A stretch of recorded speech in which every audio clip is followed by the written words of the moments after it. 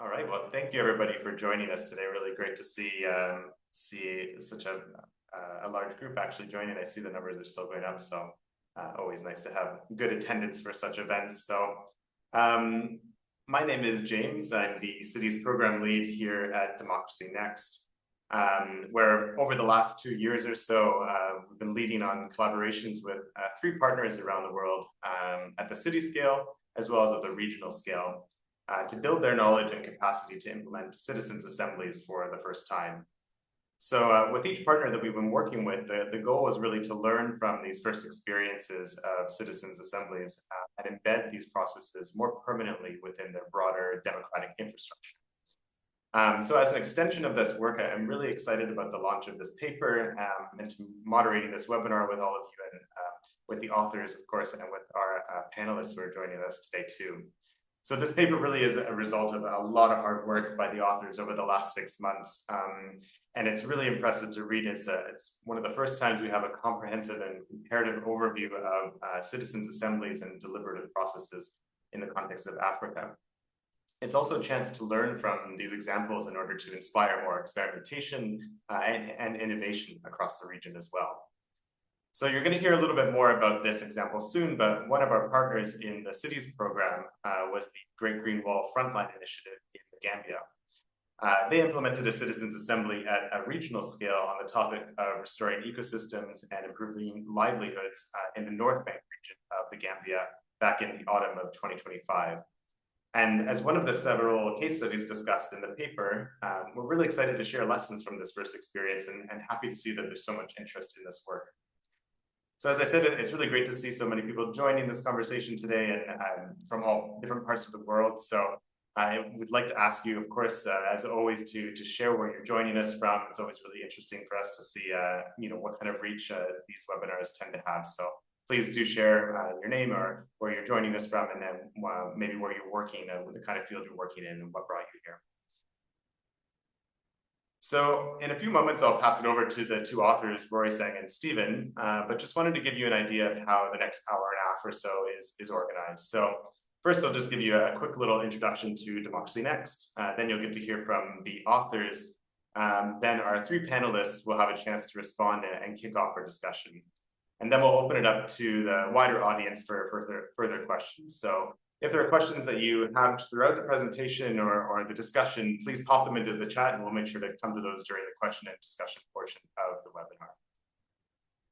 But first, let me just briefly introduce who we are at Democracy Next, for those of you who may be joining us here for the first time. So Democracy Next is a research and action institute focused really on broadening who has power and improving how we make decisions together. And we do this work on the basis of three sort of core principles: sortition, deliberation, and rotation. So sortition meaning randomly selecting decision makers, deliberation being about having structured spaces for shared learning and collective decision making, as well as rotation about the shared privilege and responsibility for representing others and in turn being represented. So here to discuss their paper, we have our two authors, Roy Sang Lakalake and Stephen Buchanan Clark. Roy Sang is a political scientist, survey research specialist, and currently the director of analysis at Afrobarometer, which is a Pan-African research network that conducts public opinion surveys across more than 40 countries on the continent. Stephen is a security and development specialist with extensive experience in research and policy development across Africa, and currently works as the head of the Peace and Security Program at Good Governance Africa. Both are based in Cape Town. And we're also happy to have Kira Sateng and Evelyn join us as panelists today. Kira is a research coordinator at the Center for Research on Democracy at Stellenbosch University in South Africa. She also leads the Citizens Assembly Working Group coordinating the design of South Africa's first Citizens Assembly taking place in Cape Town this year. Satang is a social justice activist focused on promoting gender equity and youth empowerment in the Gambia. She was also one of the lead facilitators for the North Bank Region Citizens Assembly that took place this autumn in Karawan in the Gambia. And Evelyn is a lawyer and policy advisor for I4 Policy, and more recently a PhD researcher here in Berlin at the Humboldt University in Berlin, focusing on African deliberative traditions as a way to rethink our democracies. So now it gives me great pleasure to hand over the presentation to our authors, Rory and Stephen. So I'll stop sharing my screen here and pass it on to Rory first.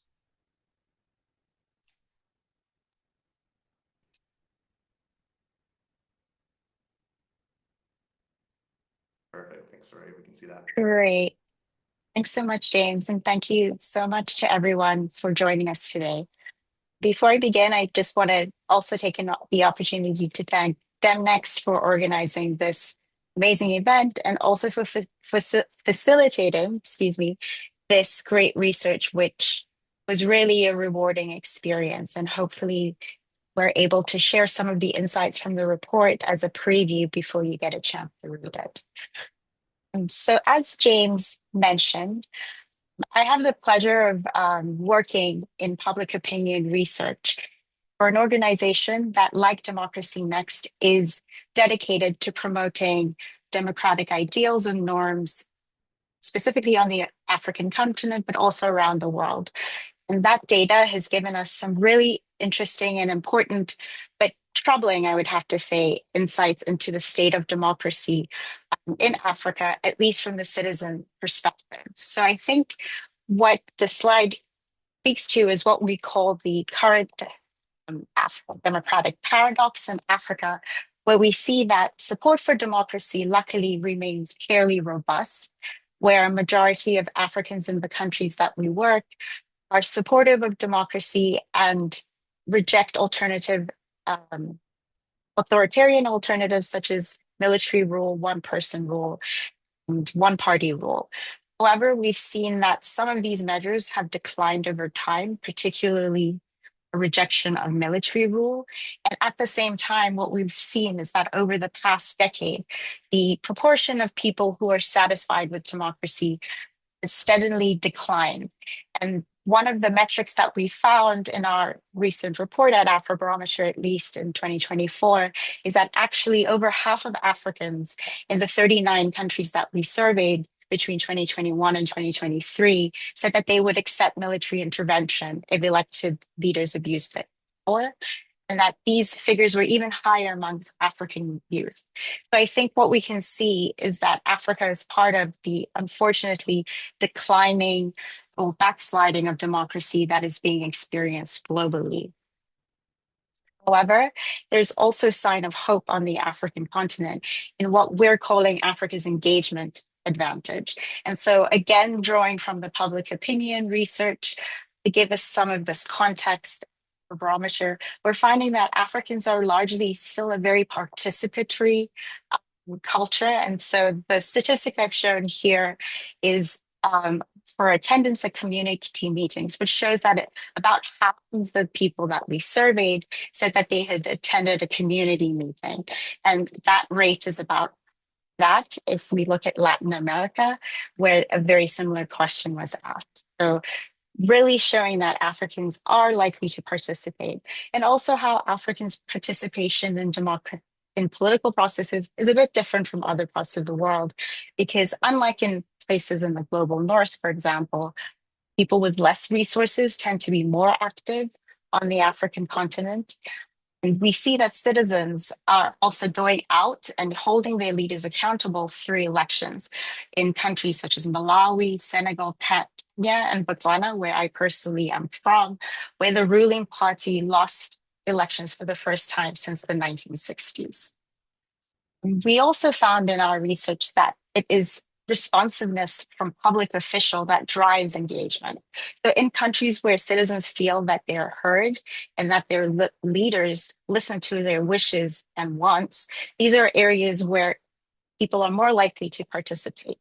And where they don't, and officials are seen as removed from the citizenry and levels of impunity, these are countries where citizens have largely decided to disengage from the political process.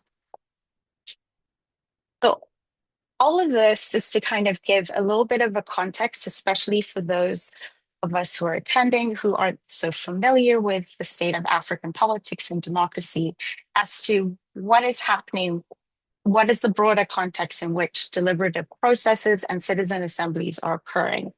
And we see citizens' assemblies as a solution to addressing some of the ills that I talked about earlier.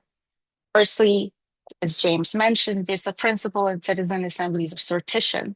So having random selection and stratification to ensure that every citizen and in a community has a chance of participating.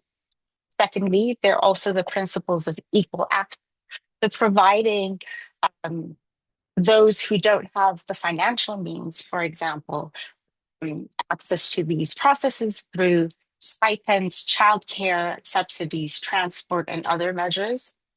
Thirdly, citizen assemblies tap into local and traditional deliberative processes by having an informed discussion. So, having diverse input from different experts and facilitated discussion so that we have evidence based judgment, which I think is very important in this era of increasing misinformation and disinformation.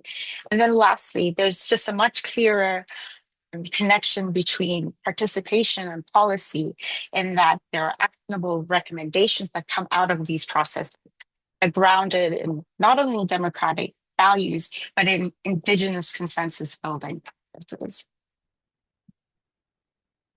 So tapping into that last statement about the indigenous processes, when we started this process, we very much wanted to incorporate learnings and to share the fact that deliberative democracy would not be a foreign import into the African context. In fact, every region of Africa has some form of indigenous deliberative practice. And I'll just quickly run through a couple of them. So as James mentioned, there was a partnership in the Gambia that was built on, as Stephen will point out later, some indigenous practices there. And many societies in West Africa have, if I'm not butchering this, palaver tradition, which has open consensus building that traditionally is underneath a tree where communities come together and elders moderate the discussion to ensure reconciliation and collective agreement. We go to the other side of the continent to Ethiopia, there's the Shimgilina tradition, where elders lead consensus building exercises. And these processes have successfully resolved conflicts over resources such as land and water. Thirdly, if we go beyond Ethiopia to other parts of East Africa and the Horn, we have the Baraza and Gachacha traditions, which are community meetings that are chaired by chiefs to once again resolve disputes through structured dialogue and participatory storytelling. And then lastly, there's Southern Africa, which is the region that Stephen and I both come from, where we have traditions such as the Kutla, Mbizo, and the Ndaba, which are open forums where all adults may speak, and these are grounded in the spirit of Ubuntu, which roughly translated means I am because we are. So this idea of community and respect and dignity. And actually, what's interesting is that the South African government has deliberately used some of this terminology and some of these principles in having citizen government engagement at the local and regional level. With that in mind, we were also interested in looking at other forms of deliberative innovations that are closer to what's happening in the West. So here we drew on the OECD framework to identify some of these types of deliberation and looked for examples of them that we highlight in the report. So firstly, in the realm of informed citizen recommendations, we have the Citizens Assembly and the citizen jury model, which we focused on in the report and we'll be focusing on in this presentation as well. So these, as I mentioned earlier, have random selection. The duration tends to be more or less what we call medium relative to others, and they incorporate learning and intensive deliberation and come up with detailed recommendations. This is in contrast with other innovations that we found on the continent that aim to tap into citizen opinions on policy questions. So a bit more similar to the realm that work in personally. And so this includes deliberative polling and citizen dialogues. So they tend to be rather short interventions that also use random selection. And they're really focused on measuring opinion. And then last but not least, we identified a third set of deliberative innovations that are not in the current OECD framework, but have been very commonly used throughout the African continent in countries that are undergoing political transition and conflict resolution, namely national dialogues.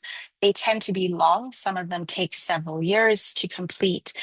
And rather than identifying individual citizens to participate, they look for representative groups of stakeholders to take part in discussions that are focused on peace, reform, and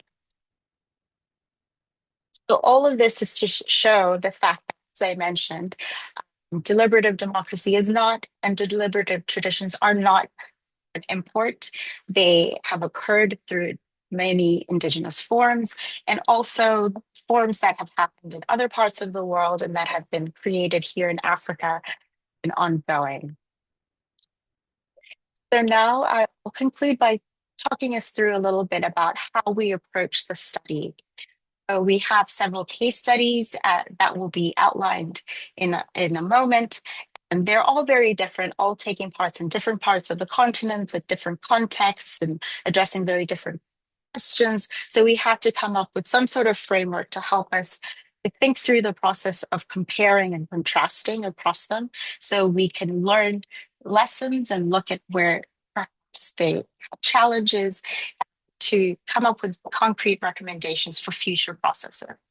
So the way we did this was by looking at citizen assemblies in terms of its entire life cycle, starting first with the design process, so the purpose and the question that was asked, the way that the assembly was structured in terms of governance, the timeline and the pacing of the deliberations, the sortition process itself, the extent to which it achieved representation, and then lastly, an innovation that we added to the OECD framework was the extent to which the assembly was resource efficient given the specific needs of the African continent. Secondly, we looked at process, and so how the assembly actually unfolded in real time. And that included the information environment that the assembly covered, the extent to which it was accessible linguistically to its participants, whether participants had genuine opportunity for equal participation, the quality of the facilitation processes, the extent to which the members of the citizen assembly or jury were able to drive the inquiry and the discussion, and then lastly, the extent to which there was thorough and intensive recommendation development. And then lastly, we focused on the most important, often the most difficult to actually analyze and measure, the impact phase. So firstly, the impact on the participants themselves, the extent to which, for instance, they were able to gain civic efficacy and civic skills so that they could use those skills beyond the assembly to participate in other processes, the extent to which their perspectives were changed by deliberating with other citizens as opposed to doing an action like simply going out and voting. The extent to which, and this is another innovation, these learnings were diffused to the broader community at large, given that these processes, compared to something like voting, only involve a smaller set of people. The extent to which the process and the findings were transparent, and the extent to which the organizers were able to engage with the media to diffuse the learnings and recommendations throughout the community and wider country and society. And then lastly, whether there was any impact on policy in the long term. With that, thank you very much. I will now hand over to Stephen to walk us through the case. Thanks, Rory, and thanks everyone. I will just quickly share my screen if that's okay. 1 second. Is that okay? Can you see it all right? Great. Well, I'm just going to jump straight into it because the introductions have already been done, and but I do just want to echoes Rory, thanks to the DevNext team. It was really a pleasure working with them for this project, which I found fascinating and really, really rewarding. So thank you. Yeah, as Rory said, building off the case, off a case study analysis, analytical framework. So there were three primary case studies we focused on. The first was in Mali, and this took place in 2006. Bear in mind, this was a sort of high point of Malawian democracy before conflict began in 2012. And at the time, there was a lot of pressure from the international community, particularly USAID and others, and the World Bank to introduce GMOs, particularly BT cotton, into Malawian agriculture. Cotton at the time was their biggest agricultural export. There was a lot of feelings amongst smaller cotton producers that their voices weren't being heard, and what ultimately was a very important policy decision. So it was initiated by the Sakassa district, which is the biggest cotton producing district in the country, and it was operationalized by really a collaboration between local, regional, and international research institutes and civil society organizations. In terms of governance of the assembly, it was a multi-actor steering committee formed, a executive committee, and an independent oversight panel. And these three, systems were, I think, really important to guaranteeing not just credibility, but also to make sure that the operations ran smoothly and that the structure and the process had validity. In terms of sortition, there was initially a random sample of 290 participants drawn, all farmers, cotton farmers, and then there was a purposive refinement by gender, age, and importantly by producer type. Given that the introduction of GMOs would have a different impact on different sizes of farms, this was very important. So there were 4 different producer types, from big commercial farms all the way down to small, very small farms with 1 or 2 people working it. Ultimately, from this set of people, 45 farmer jurors were selected, 30% of which were women, from across the 7 districts of Sakassa province.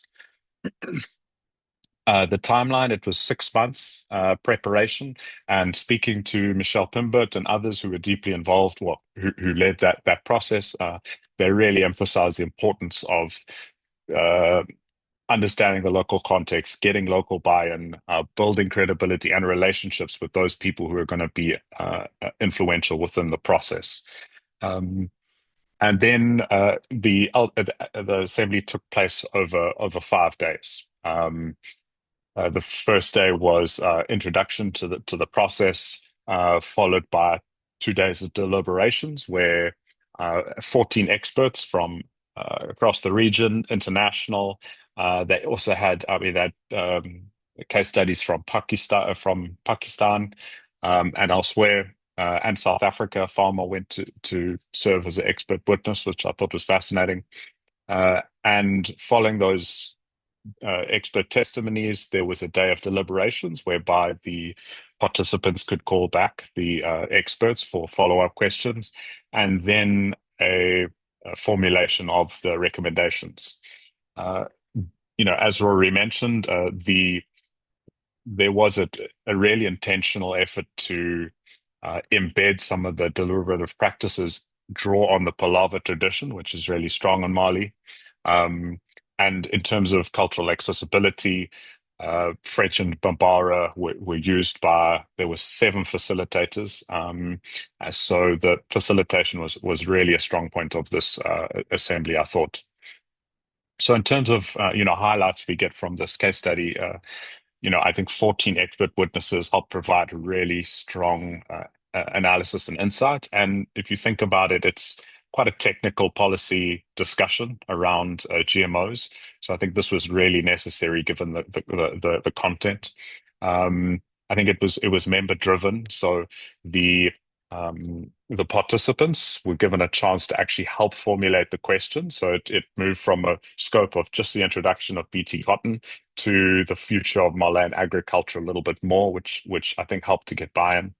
Um, the recommendations are really strong and clear. It was a rejection of BT cotton across the board, and the protection of seed sovereignty and investment in agricultural research and a number of other really important policies.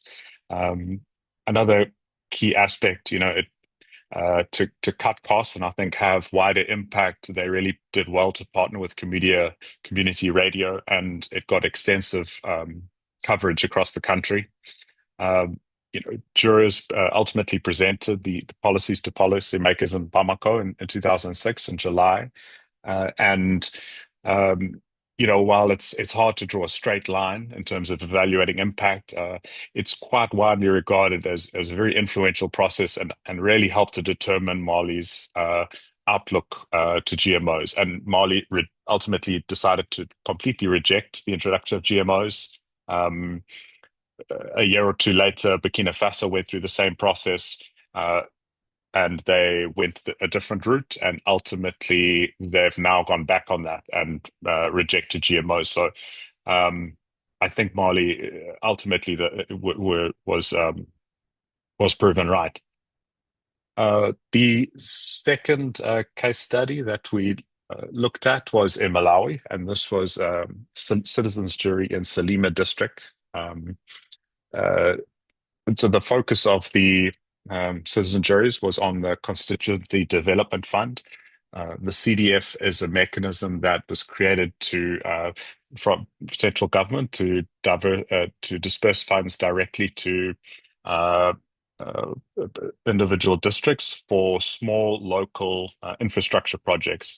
They've been widely criticized in Mali for politicization, for corruption and weak oversight over how that money is spent. And so civil society group proposed the idea to the Malawi Parliament, who ultimately were in favor. And the process started. It was a 6-month process. It started in July and ran until December 2020. Ultimately, because of COVID, there was a delay, and so ultimately the recommendations and conclusions happened a little bit later.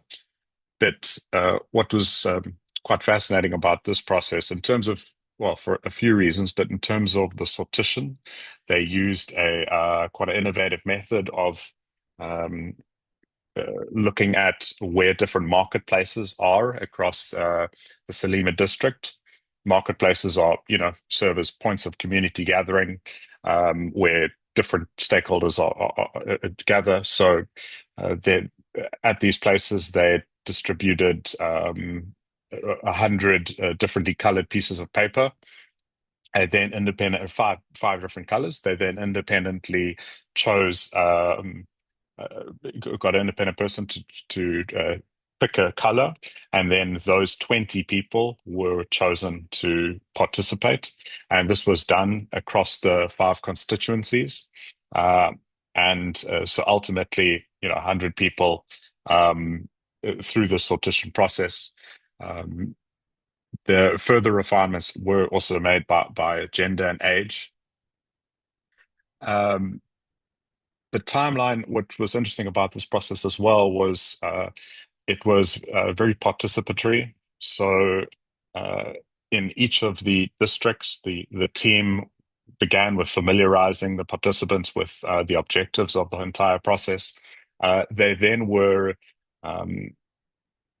provided capacity building and training in basic research and an overview of the CDF policies.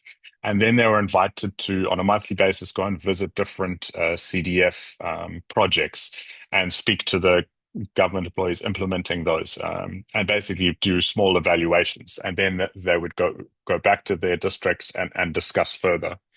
In terms of languages, there's quite a diverse number of languages spoken in Malawi. So Chichewa, and a range of other local languages were used. what was fascinating is in selecting who would help facilitate this process. It was the teachers are held in the different districts are stakeholders that were seen to hold a lot of cultural cachet. So the teachers often in each of the districts really help to lead the process. And even the teacher district community centers were used as places where people would gather to discuss the findings of the evaluation. In terms of, I think, key highlights from the what we can learn from the Malawi case study is really the innovation, I think, of field investigations and site visits and interviews that participants undertook. Doing the research and interviewing some of the people who were involved in the process, jurors really developed investigative skills and a confidence to engage with officials and challenge officials on these policies.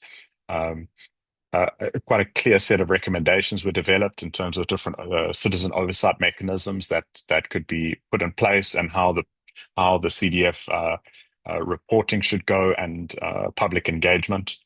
Officials were engaged very constructively throughout the process. They were provided updates of how things are going, which I really think helped to deal with some of the political sensitivity around the issues. Also, in terms of dissemination, there's a great documentary produced which you can go on YouTube and find. It's linked to in the research report, and local radio covered the process quite extensively. Unfortunately, there hasn't been replication in other districts, which has limited the national diffusion, and there are still today serious issues around the CDF fund. CDF mechanism and how funds are spent, but I think it really does serve as a good case study and a benchmark on which to build. The third case study I'd like to look at is took place in the Gambia, and so the Kerawan Citizen Assembly.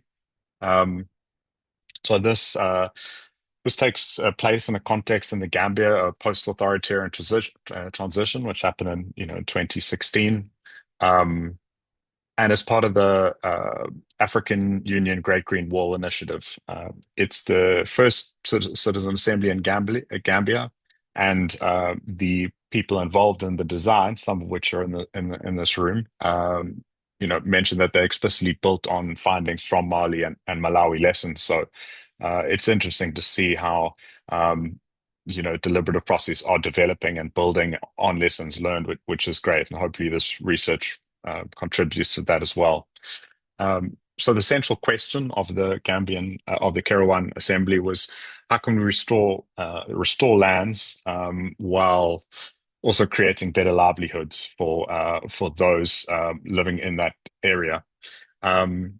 So as I mentioned, Demnex was a key organizer along with Civic and the Great Green Wall Initiative, their youth initiative.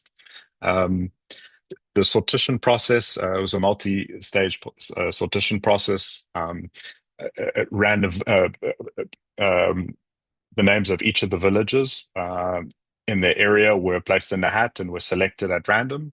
And then there was a door-to-door process.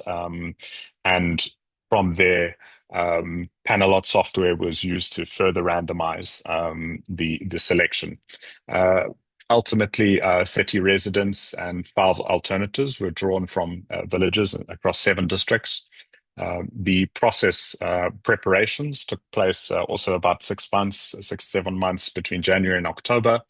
And then there was a 5-day deliberation, which took place in late October, early November, from what I remember. Rory traveled to the Gambia to participate in that.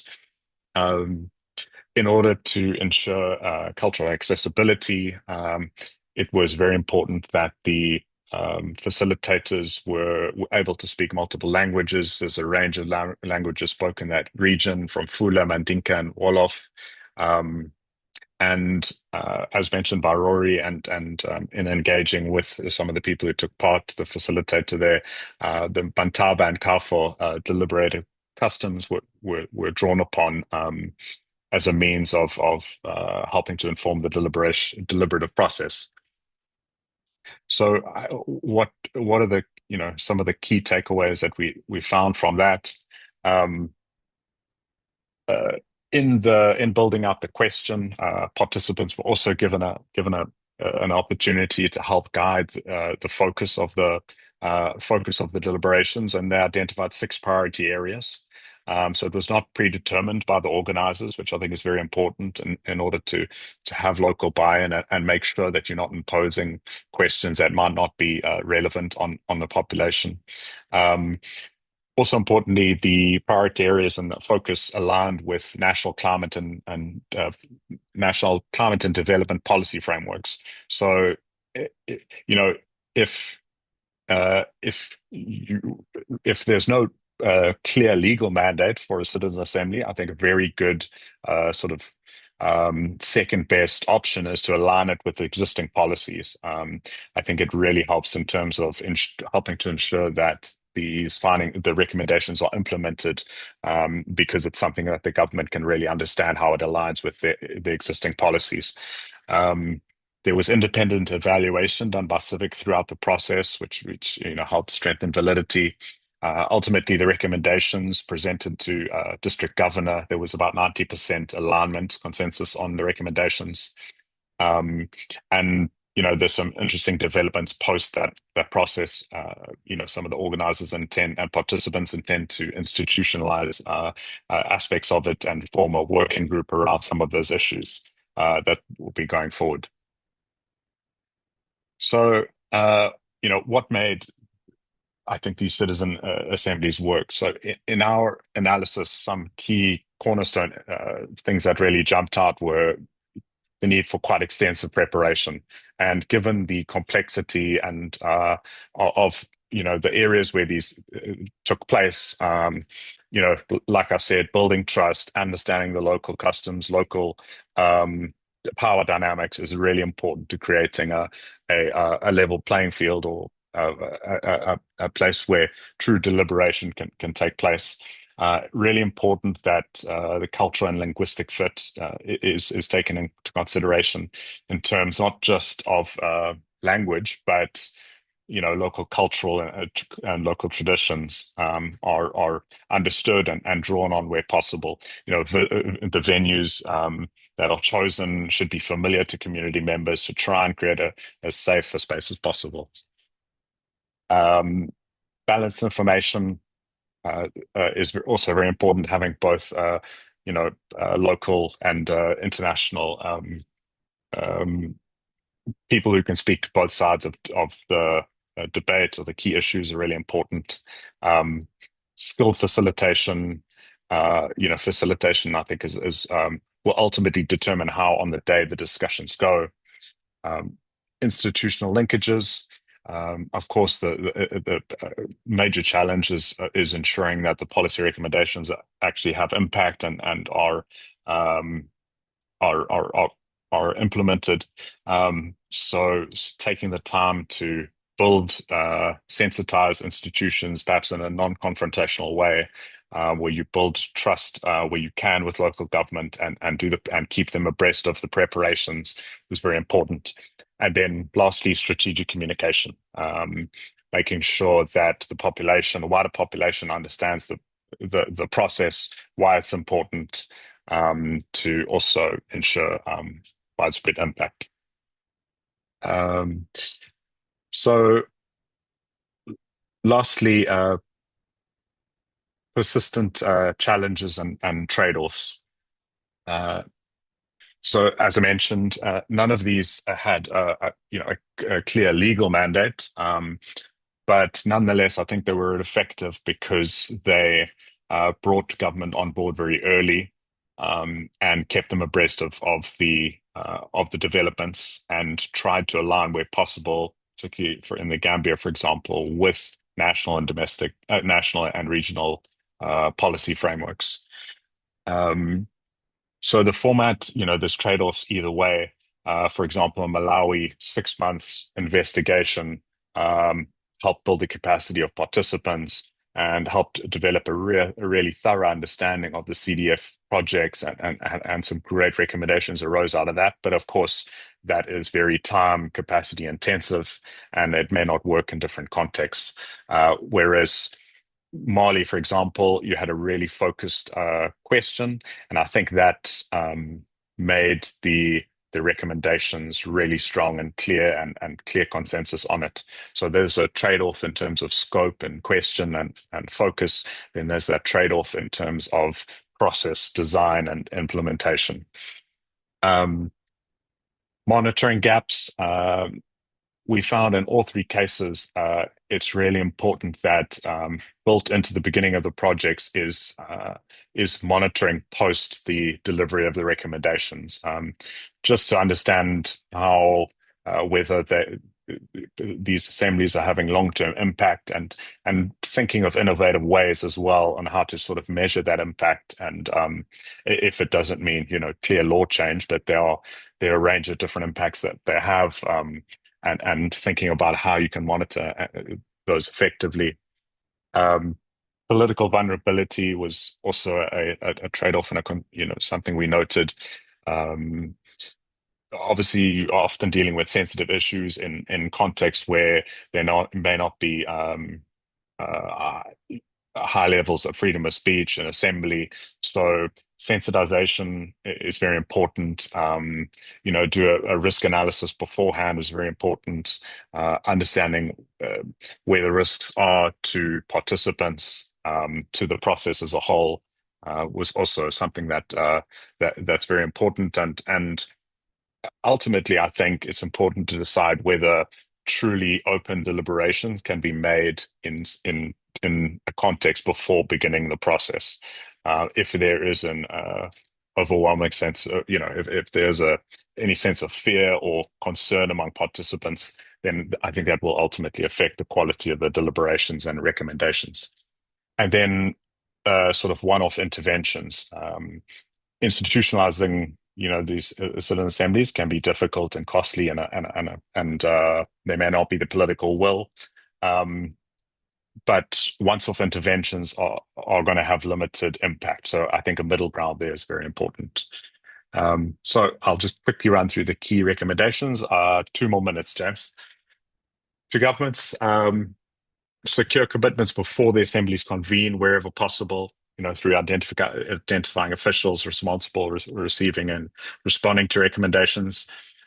Develop legal and procedural frameworks requiring formal responses to assembly outputs is very important. Also important to clarify assemblies linked to existing institutions. So deliberative processes complement representative authority, and also complement perhaps existing frameworks and national policies. And then align deliberative agendas with administrative capacity. To the funders, adapt longer funding horizons wherever possible to support institutionalization and multiple engagements if possible, rather than just short-term one-off pilots. I think hopefully what some of this research proves is that I think there's really benefit to these policies, to the citizen assemblies, these deliberative processes, and real value. So I think moving ahead with significant longer term programming is important. Adaptive context-specific designs, rather than privileging replications of Global North OECD projects. Of course, the African context is very different for a number of reasons that Rory mentioned. Taking that in consideration, and perhaps not being too rigid in OECD principles, but thinking a little bit more laterally on how you can make it work in these contexts is important. Recognize also that civic inclusion and capacity building is a core impact, not only a policy change. In all 3 case studies, participants really self-reported, feelings that they've improved their skill set They became more active as citizens. Many of them continued to engage in various forms of civic engagement, from engaging on radio stations to forming community watch mechanisms, which is really important. And then provide post-assembly funding for dissemination, advocacy, and monitoring. Don't just stop at the handover of the recommendations. There's a lot of work to be done after that, and a lot of value that can be had if that's thought through properly and funded. And then lastly, to civil society, form coalitions and regional networks to pull facilitation skills, advocacy, capacity, and learning. And hopefully with this research, we have built a sort of a network amongst us that I hope can go on to help engage with other processes. Integrate assemblies into ongoing programs. They don't always have to be standalone citizens assemblies. There's various developmental programs across the continent, and I think CAs are really interesting and innovative forms of that can be incorporated into that programming. Invest in local facilitator capacity. It is a real skill set to facilitate well and understand what a deliberative process like this is trying to achieve. So investment in that capacity building is really important. And then partner with academic and research institutions. Doing the research, it was just so great when you come across well-documented projects that you can do comparative analyses and find some good lessons. So I would just really encourage anyone who's working on citizen assemblies to just try and document every point of it. Upcoming, I'm going to move through this quite quickly because Kira, I think, will pick up on this on the pilot citizens assembly taking place in Cape Town, my hometown, which is really exciting. So I'll leave this to Kira if that's okay. And just to lastly, as a sign off, we really thought citizens assemblies can be adapted to African institutional, cultural, and resource contexts without undermining deliberative quality. Provided that core design principles are preserved and meaningfully localized. And I think that's both what Rory and I came away with this research. I'll leave it here and open up for questions. Thank you, James. Thank you so much, Stephen. Rory sang really nice to get an overview of this again. You have done such a great job with this paper and have gone really in depth into the case studies and all of the sort of background research that went into this as well. So we went a little over time there, but also really nice just to hear in depth again all of this work that you've been putting into the paper. So really appreciate that. So I've seen that a few questions have been popping up in the chat here, and I've been taking note of those. But I do just want to pass over first to our panelists who I introduced at the beginning there. So if they wouldn't mind coming on screen here, we've got Evelyn and Satang and Kira joining us today. And yeah, it would just be nice to get an initial reaction based on having read the paper and hearing the presentation, how this kind of resonates with the work that you're involved in and the things that you're really interested in as well. And yeah, just kind of an initial reflection on this paper. So maybe I'll pass over to Evelyn first here. Thank you very much, James. Hi, everyone. So I'm very excited, first of all, for this paper. When I was asked to review it, I was really happy because it was, I think it's a timely contribution because there are many ongoing initiatives on the continent.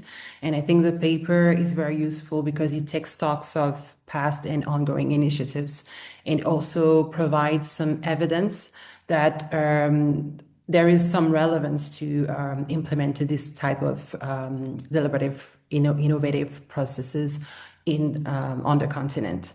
For my intervention, I will try to be brief because I know that we don't have a lot of time, but I want to focus on two aspects. So first of all, I want to go through a few observations that were made by the paper that I think resonate with my own research. And then I will turn to the recommendations and try to expand upon the recommendations with some reflections. Just to give a little bit of context, James already presented me, but I'm a legal and policy expert at IFA Policy. I'm also a doctoral researcher with a co-supervision between Humboldt University in Berlin and University of Ghana. And I am specifically investigating African indigenous deliberative practices and how they can help improve or reimagine constitutional democracy. So to start with the observations. So first of all, the paper rightly highlight the fact that there are some advantages that African communities have when it comes to deliberation. There is an existing long-standing deliberative tradition on the continent, and I think that this narrative is probably not heard enough, and I think there should be more research conducted to understand the nature and also the mechanisms of traditional deliberative practices on the continent. The paper indicates that there are possibly common features among those traditions.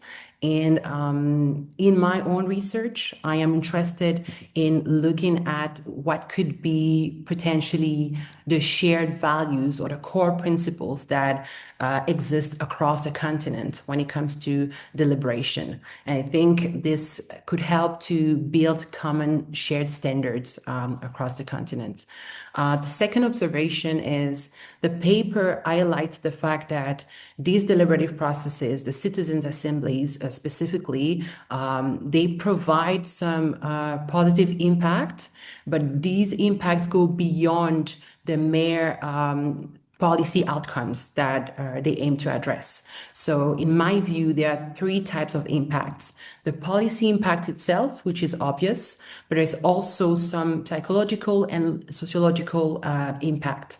And these points were pointed out in the paper. So at the psychological level, we can see that through these processes, participants get to, these processes have a transformative effect on participants. And this was mentioned specifically in the case of Malawi, if I recall correctly. And we can also see that all the benefits that the participants get by getting new knowledge through these processes are very important to the process. They also get to get some greater trust in state institutions and policy processes in general. Then there is the third impact, which is the sociological impact. And I think these processes can help strengthen social cohesion. And this is something that I look at specifically in my own research, looking into palaver practices, as these practices are often designed precisely with the aim of reinforcing community bond. And this is true in many African societies, indigenous communities. The last point is something that was mentioned by Stephen in the recommendations as well, is the fact that these processes, the processes that were presented, the case studies of the paper, were culturally relevant and culturally informed. And I think this is a very crucial aspect, a very crucial point. There is a potential for, no, first of all, it's very important to include that and to connect any deliberative processes to existing community practices, because these practices are there, they exist, and there is an opportunity to learn from those communities. And there's also an opportunity to strengthen the capacities of these communities by introducing specific mechanisms that are not typically used. For instance, the sortation. This is something that typically is not very common in traditional communities. And I think it could be also interesting for some of them. Now I would like to turn to the recommendations, and there are two recommendations that for me are particularly important. The first one is has to do with institutionalization. As was mentioned by Stephen, institutionalization is very, very important. And the paper points out the role that governments and also the African Union could play in that regard. With the African Union as a continental institution that has the mandate to frame some common democratic standards, I think there is an important role that the African Union can play there. There is, for instance, the African Charter on Democracy, Election and Governance, and there is a potential for improving that framework and including recognizing some of the values of indigenous deliberative systems. I also think that this could encourage member states to incorporate some more consensus-based and participatory governance models into their domestic framework. At the national level, there's a potential for constitutional reform. And I think that we could envision things such as, for instance, constitutional provisions that would allow citizens to petition for specific issues, whether national or regional, to be addressed specifically through deliberative processes. Similar provisions already exist for referendums. For instance, they could be extended to deliberative practices. It could be also interesting to look at constitutional provisions that would ensure a systematization of the involvement of affected communities in important policy decisions. So we could look at ensuring that the people that are most affected by policies are included, and this could be something that is constitutionally ingrained. I think the second recommendation that really resonated with me is the importance of having partnerships between civil society and academic and research institutions. I think that there is a great potential for strengthening those partnerships. And I also think that it is important to channel more funding towards African academic and research institutions because they can play a strong role in documenting these initiatives and ensuring that there is an evaluation of the impact. So that was it for me. Thank you very much. So much, Evelyn. Really interesting reflections there as well. I'm excited to dive into that in our discussion as well. But for now, I'll pass it over to Kira here.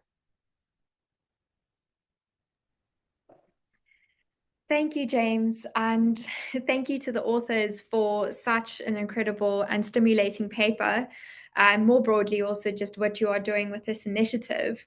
As Stephen mentioned in his part of the presentation, we at the Centre for Research on Democracy, along with our partners at the University of the Western Cape's Public and Urban Governance Centre and the Western Cape Climate Directorate and City of Cape Town, are coming together to host, hopefully, South Africa's very first Citizens' Assembly, a climate assembly set to take place between August and October here in Cape Town, South Africa. So for us, this paper comes at such a timely time and really provides us with so many interesting and important insights as we actually embark on our design process. And it's really been great to be able to learn from so many other African context, how they adapted it and the type of questions they asked, the type of design decisions they made. So we're very lucky in that sense. And yeah, so many of the things that we took from the paper springs off of that fact that we are learning as we go, and this paper includes so many of those important and key learnings that we need to think of in our design process. But to structure it more broadly, I think there are three things that I can highlight that really stood out for me in the paper. And the first one aligns so much at the core with what we wanted to do with the project here in South Africa. We started the project at the end of 2023 with the simple question of whether this deliberative process can be adapted to the South African context, and then taking that question further of how we need to adapt it. And what I think the paper gets at so beautifully is that we need to be so context specific in our design And if we want these deliberative processes to travel across different and institutional contexts, there are certain things that will need to change while keeping the core values, but we will actually have to make these changes. And this is what we wanted to investigate. What changes do we need to make in the South African context? And the reason for our thinking came from the idea that much of the literature on citizens' assemblies draws very heavily on examples from Europe and North America. But the political norms, the forms of public discussion, and expectations around authority differs very significantly across societies, and specifically in African societies. So in that sense, I think one of the most important contributions of the paper is the reminder that these democratic innovations should not be treated as institutional templates that can simply be exported and replicated elsewhere, but instead that they need to be adapted, shaped, and then sometimes rethought in response to the social context in which they are being produced.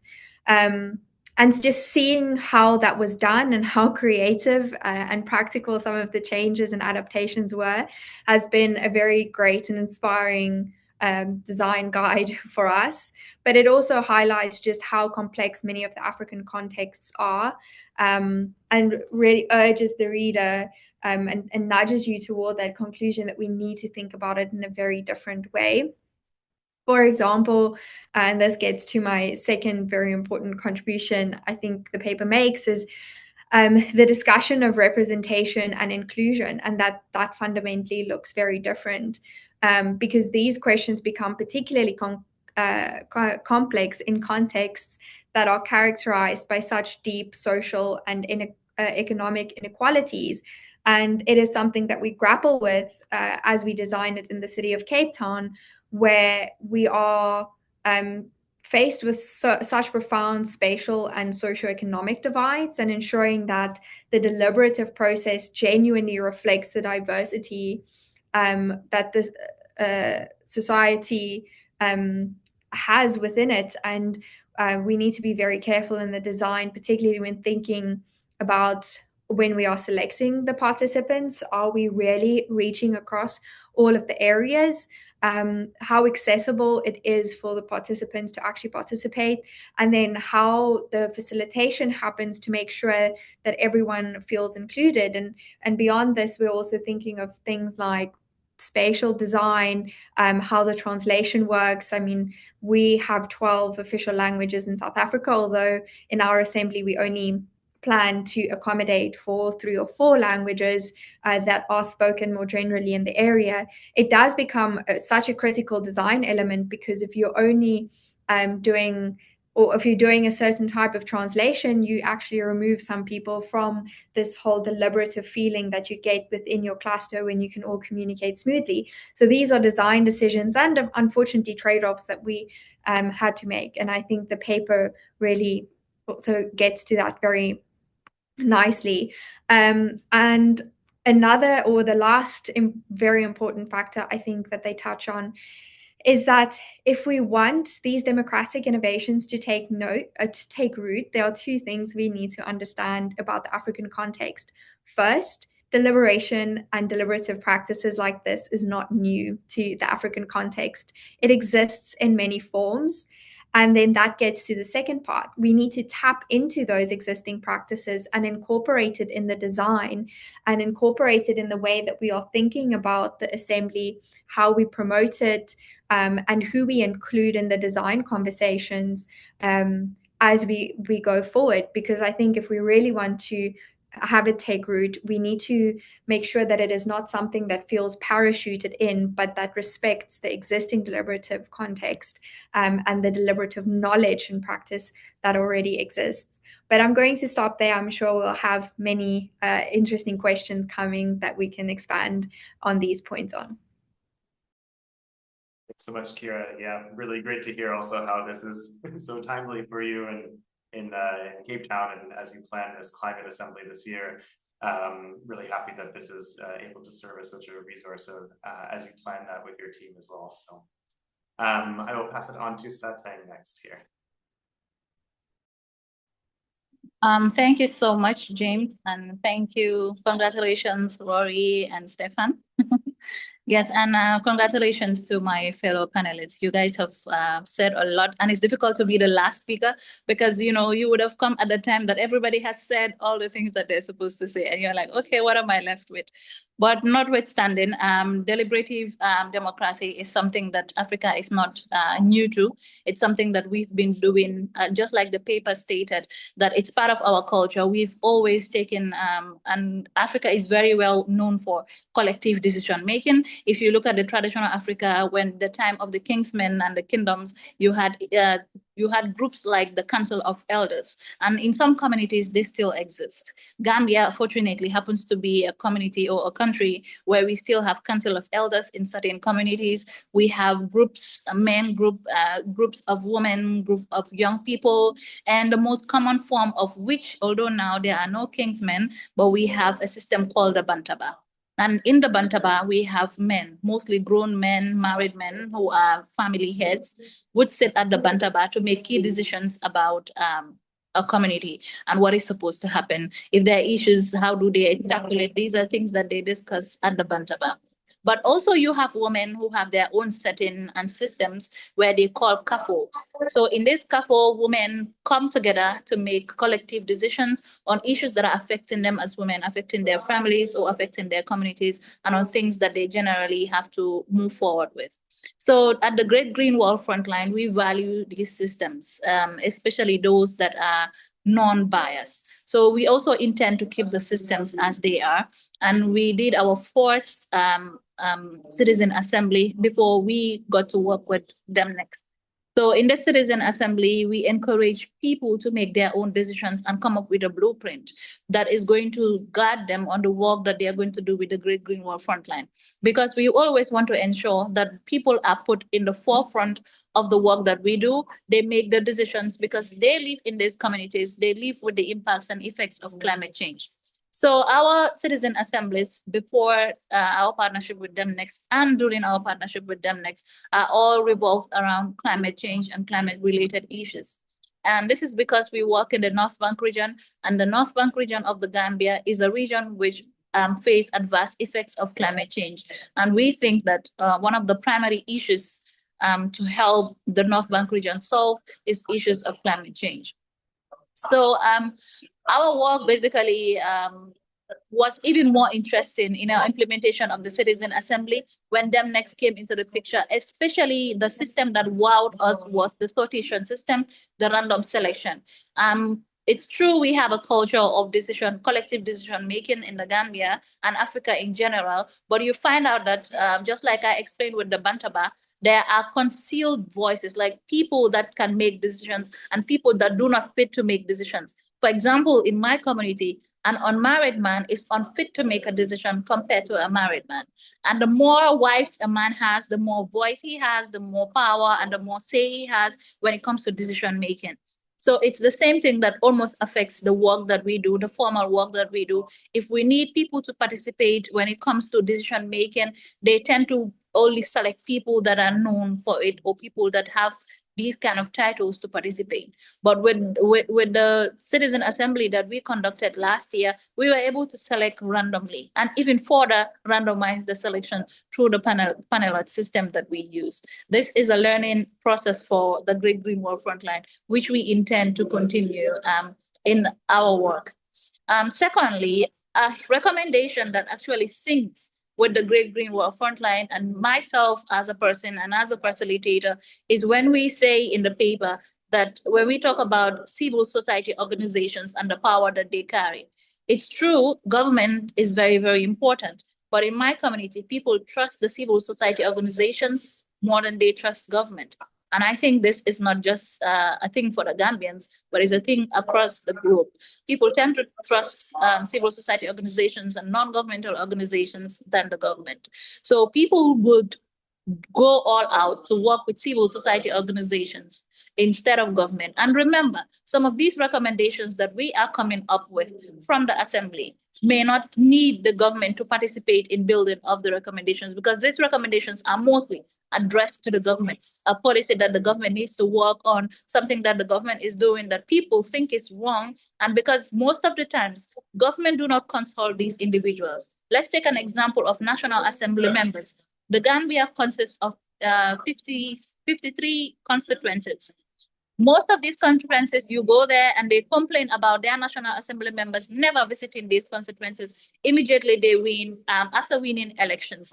So in 5 years, this National Assembly member is supposed to represent this constituency, but does not appear in the constituency again after they win elections. And you expect that the National Assembly member will sit at the parliamentary, make good decisions for these people, decisions that will reflect their interests. It's not possible without consultation. So this is why civil society is very, very important in this matter, to ensure that where the government can't reach, where government can go, where they feel too big to reach the people, where there is a breach of communication between the government and the people, civil society gets in there. And currently for the Great Green Wall Frontline, we're trying to see how to advance our work with regards to citizen assemblies. We want to inculcate the culture of citizen assemblies in the people, making sure that people understand and know that power belongs to them. And these citizen assemblies that people are doing, especially the Bantaba system, we want them to understand that decisions that they make at the Bantaba or the decision that women make at the couple is not only limited to their communities, it's not only limited to their household, it's not only limited to the corporation or cooperative they are trying to build. It could be a national thing. It could be something that could safeguard their future and the future of their kids.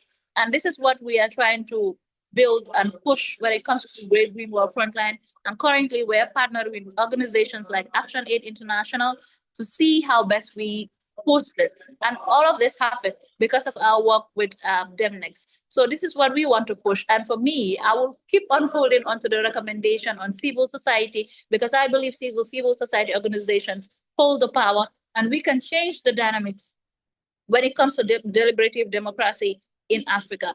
For so long, like for example, when you want to participate in a protest, your parents will ask you not to, but that culture is dying out. Young people know that we have to talk, we know that we have to discuss, we know that we have to be involved in decision-making processes, and this is going to continue.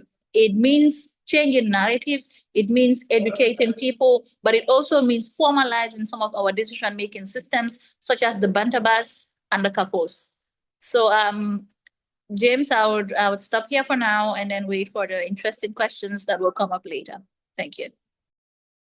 Hey, thanks so much, Satang. Thanks to everybody. I think these are really, really interesting points and reflections on the paper and on deliberative democracy in African context in general. You sparked a couple of questions there. I can see Satang as well around mixing genders and the kind of dynamics between men and women in the context of a citizens' assembly, given that, in more traditional kind of settings, and men and women tend to be separated, for example. So I've just been going through all of the questions. We've got quite a few questions that have come up, and I want to address, as many as possible. I see we only have about 15 minutes left, but I think, there's a lot of questions that have come up around this idea of influencing or, deciding to create or to implement an assembly in the first place. And then also that sort of buy-in that needs to come in place for those assemblies themselves. So we know that, in the case studies that Stephen and Rory have touched on in the paper, it really varies, the kind of initiation of those assemblies and the level of buy-in from the very beginning as well. So it might be interesting to kind of touch on that as a first sort of point from the questions, and then maybe dive into some of the other points here as well. So I don't know, Rory and Stephen, if you want to just talk about that briefly in terms of like buy-in and that decision around creating the assemblies. What you sort of saw in your research, and then maybe it would be interesting also to hear from yourself as well, Satang. I know that we worked closely together on initiating that assembly, of course, but even just the sort of buy-in from politicians and MPs after the assembly has finished up. So I'll pass it over first maybe to Rory and Stephen. Thanks so much, James. So I think we spoke for a long time today, so I'll just kind of echo your point about the fact that we saw a lot of variation in how involved political political buy-in. Two of the assemblies in Mali and Malawi kind of being very heavily involving either regional or district government, the North Bank Assembly being quite different. I think I'll just stop here because I think Kira as well has some interesting insights on how this worked in South Africa, in addition to Satan. Absolutely. Yeah, Satang, maybe just before Kira jumps in, if you want to comment a bit on like how we had the handover of the recommendations to the various stakeholders. I'm just curious how now, a couple of months later, how you've seen the response to that, and kind of based on that initial response during the handover up until today. So thank you, James. The assembly members, first of all, formed a committee. They call it the regional group. And this regional committee and the inter-regional committee is to ensure that they follow up on these recommendations. So they have local leaders, and these local leaders are accountable for what they do. And interestingly, this year is politics year in the Gambia.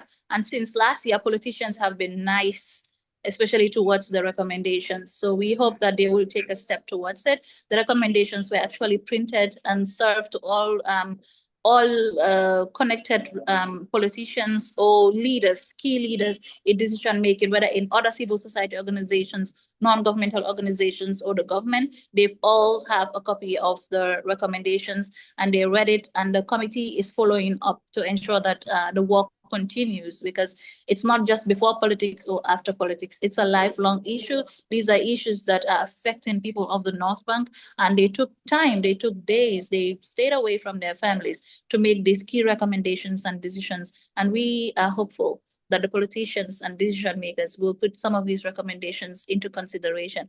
And one interesting thing that we also did is every recommendation that was drafted from the Citizen Assembly is linked either to a policy or to a law, to give it legal backing, so that these leaders will not come and say, oh, but this does not align with this strategy, it does not align with this law, and so on. So that's also one interesting thing that was done. Absolutely, a key design decision there to also try and make sure that those recommendations, are linked to something tangible. So, try and avoid that answer of we can't do this because it's not linked to something with a legal basis. Kira, the floor is yours. Thank you, James. So our approach to this has actually been very interesting, and it has also been shaped by where we came from and how the project was initiated. So because we actually came from a very academic space with the question, how could we adapt citizens' assemblies to our context, we didn't start with a question that we specifically wanted to answer. We just wanted to look at the practice more broadly. So we actually had to go out and sort of lobby for the practice within local government, and to see who would be interested in taking on the project, and then who had an important question that they would entrust us to answer with the project, because we recognize how important it is to have this institutional buy-in in order to have tangible results, because we don't want a citizen walking away from this process and all the time that they invested into it not feeling like it went anywhere. So we've been really lucky to have two government partners at local and provincial level for us coming on board and signing on to the project. And then from there, we included them along with civil society organizations, ordinary citizens, and a number of other stakeholders in the discussions around what would we have the question be, to make sure it is a question that could have a feasible outcome, something that is important to citizens that they would want to deliberate on, and something that government actors could actually commit to solving or following through with whatever the recommendations is. So I think that has the unique sort of chain of events for us has shaped a lot how it's gone down, and we have been privileged enough to actually shape the question also around with in mind, could this result in something with a tangible outcome? But most certainly it has just been a process of highlighting over and over again that we need to make sure that we're asking questions that citizens are interested in, but we're also asking questions and engaging enough with our government partners, not so much so that they could co-opt the process, but they could feel included enough that they would take ownership over whatever the recommendations are.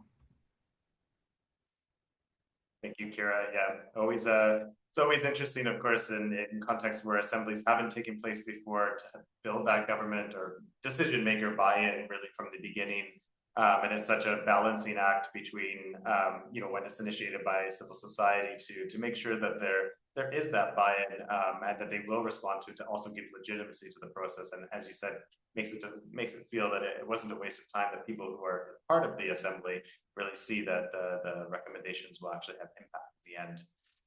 I just wanted to check in with our panelists and authors here, just in case there was a particular question in the Q&A that jumped out at you or not. Otherwise, I can dive in and select one as well. But just to hand it over to you in case there was one that, Rory, go for it. Thanks, James. So I think there were some really interesting questions from Chimera and Nicole that I think speak more broadly to participation and how citizen assemblies might enhance participation with local decision makers or national decision makers relative to other processes, is kind of how I group them together. I think what I wanted to talk to you a little bit about was sortition. And, I come from a survey background, so randomization is really important to what we do for scientific purposes. But I think in the case of citizen assemblies, Satang brought this up earlier, what it does is help break down some of the barriers that often occur, maybe sometimes unintentionally, when it comes to more quote unquote conventional forms of democratic participation, which includes voting as well, that oftentimes it's the marginalized or those who have other sorts of resources, access to people who have a lot of information, for example, education and other bundles of what we call kind of socioeconomic resources, that end up being the most likely to participate in these processes. So they end up being privileged because they have either the resources or the access to engage with these local politicians. And I think sortition really helps to break that down because it means that it's not always the same faces in the room. And as Satang kind of pointed out, working for a CSO, we see the same thing. That if we have, some sort of event, it's often the same people who are already on our listserv who end up participating. And so I think having something like sortition really helps break down some of those barriers. And then secondly, Nicole asked a really interesting question about whether we identified any African forms of sortition. And I think the quick answer is no. We didn't come across any that, besides what Stephen mentioned, kind of some of the really innovative practices that were incorporated into the design of the case studies we looked at. And I think this is a really interesting question because I think it speaks to the fact that oftentimes indigenous traditions try to be inclusive by inviting everyone, right? Like you'll have all the men, all the women, or all the age group, or, in that way. So there is a really sortition in that way where you're trying to pick randomly a couple of people who can represent the wider group. But yeah, I just wanted to speak to those two because I found them very interesting. Thank you so much for those. Evelyn, you want to be coming on this as well? I would like to add something to what Rory said about inclusivity and the question of sortation. So I think in my own research, I also didn't specifically came across sortation systems. However, as she mentioned, even though Satang also gave the example of communities where sometimes the participation can be segregated, there are also communities where these deliberations are open to everyone at different levels. For instance, I've came across that in the Akan community or Ewe community in Ghana. So there are communities where everyone is invited as long as they can make a contribution. And I think what sortations what is interesting with sortation is that it allows to expand the scope of the deliberation, because in those communities it's often at the village level, at a scale that allows people to gather and discuss. However, if we want to expand the conversation at the national, regional level, it would not be possible to gather everyone in one place. And in that case, sortation becomes a very interesting mechanism for inclusivity and ensuring that everyone has an opportunity to participate. Well, I see we just have a few minutes left here, and there's lots of good questions in this chat. I'm sorry that we're not going to get a chance to get to all of them, but really thank you to everybody here, the authors and panelists, and for everybody from all over the world, it looked like, joining us today for the launch of this paper. I'll have my colleague Hannah or Ruba just share the link one more time to the paper in the chat here, in case you don't have it open already. But yes, I would just want to say thanks one more time, and really appreciate you taking the time to answer these questions as well. Really interesting sort of points coming along. I feel like we could talk for at least another hour or more on this. But indeed, please stay in contact and reach out if you have any particular questions. I'm sure we can also answer them by email as well if there's anything really pressing that you'd like us to address. So yeah, once again, thank you to all of you, and yeah, we will end it there. Thanks so much.